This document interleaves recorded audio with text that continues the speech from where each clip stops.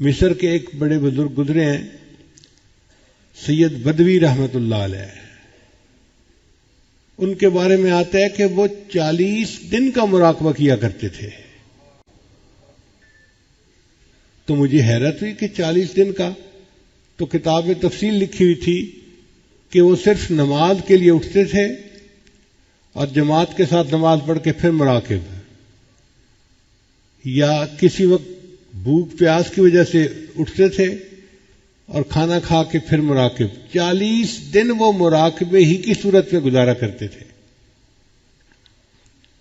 اور اس کی وجہ سے ان کے چہرے پہ اتنا نور آ گیا تھا کہ لوگ ان کے چہرے کی نورانیت کو دیکھ نہیں سکتے تھے۔ تو آخری عمر میں وہ چہرے کو چھپایا کرتے تھے، جیسے عورتیں چہرے پہ نقاب رکھتی ہیں نا پردے کی وجہ سے، وہ اس طرح چہرے پہ نقاب رکھتے تھے۔ ایک مرتبہ ان کے خادم نے کہا کہ مجھے اتنا عرصہ ہو گیا خدمت کرتے ہوئے، آپ مجھ سے بھی چہرہ چھپاتے ہیں، مجھے تو اپنا چہرہ چھپا دیجیے۔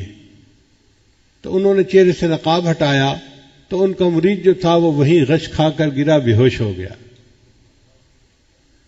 اور یہی حال حضرت موسیٰ علیہ السلام کا تھا، جب ان پر تجلی پڑی تھی اس کے بعد لوگ ان کے چہرے کی نورانیت کو دیکھ نہیں سکتے تھے۔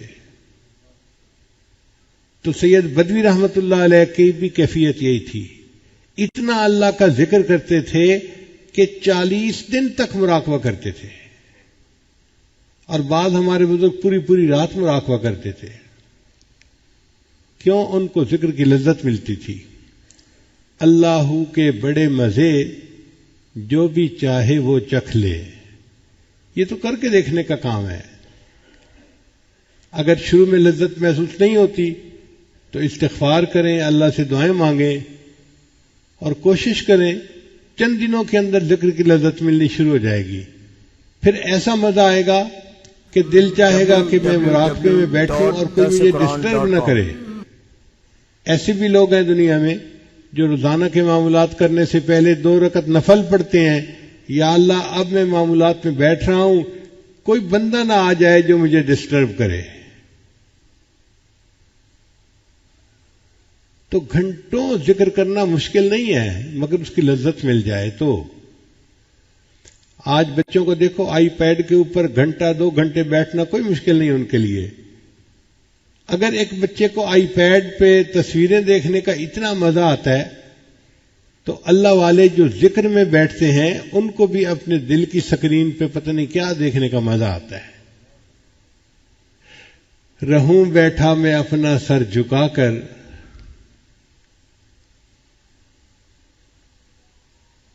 یہ ذکر کا مزہ ہی ایسا ہے، لذت ہی ایسی ہے۔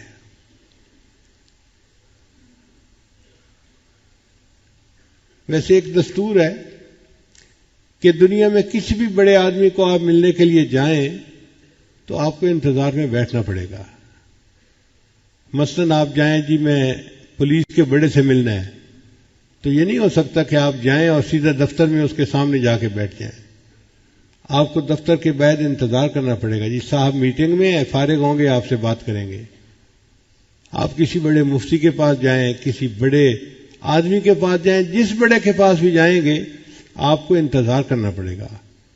اور اگر کوئی VVIP پرسنالٹی ہے، جیسے ملک کا صدر ہوتا ہے، تو پھر تو آپ کو ہو سکتا ہے مہینوں انتظار کرنا پڑے۔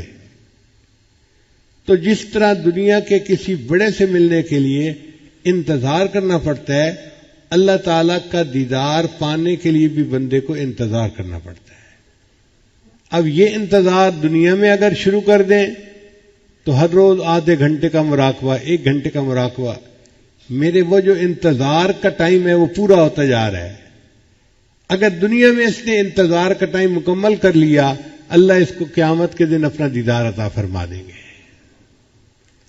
اور اگر دنیا میں یہ عمل نہ کر سکا تو پھر اس کو آگے جا کر انتظار کرنا پڑے گا، پھر اس کو اللہ تعالیٰ جنت دیں گے اور اپنا دیدار عطا فرمائیں گے۔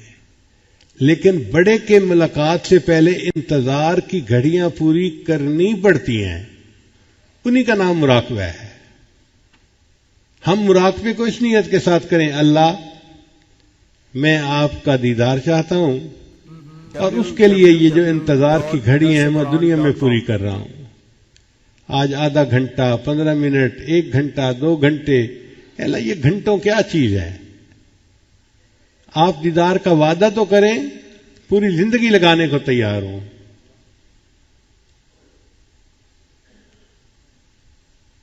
سر طور ہو سر عرش ہو ہمیں انتظار قبول ہے، سر طور ہو سر حشر ہو ہمیں انتظار قبول ہے، وہ کبھی ملے وہ کہیں ملے، وہ کبھی صحیح وہ کہیں صحیح۔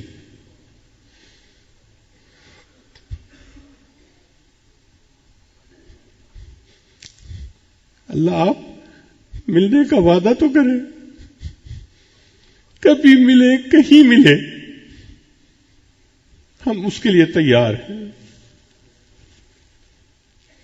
تو جب دل کی یہ کیفیت ہوگی پھر ذکر میں بیٹھنا مشکل نہیں ہوگا، انسان مصروفیات میں سے ٹائم نکال لے گا اور کچھ نہ کچھ وقت نکال کے روزانہ اللہ کی یاد میں بیٹھے گا۔ جس طرح ذکر کی لذت ہے اسی طرح اللہ کے قرآن پڑھنے کی بھی لذت ہے، مگر وہ لذت ہر بندہ نہیں محسوس کر سکتا۔ جس طرح نابالغ بچہ بلوغ کی لذت سے واقف نہیں ہو سکتا، جو انسان اپنے دل کی صفائی نہ کرے وہ قرآن کی لذت سے واقف نہیں ہو سکتا، اور جن کو لذت آتی ہے وہ پوری پوری رات قرآن کی تلاوت کرتے ہیں۔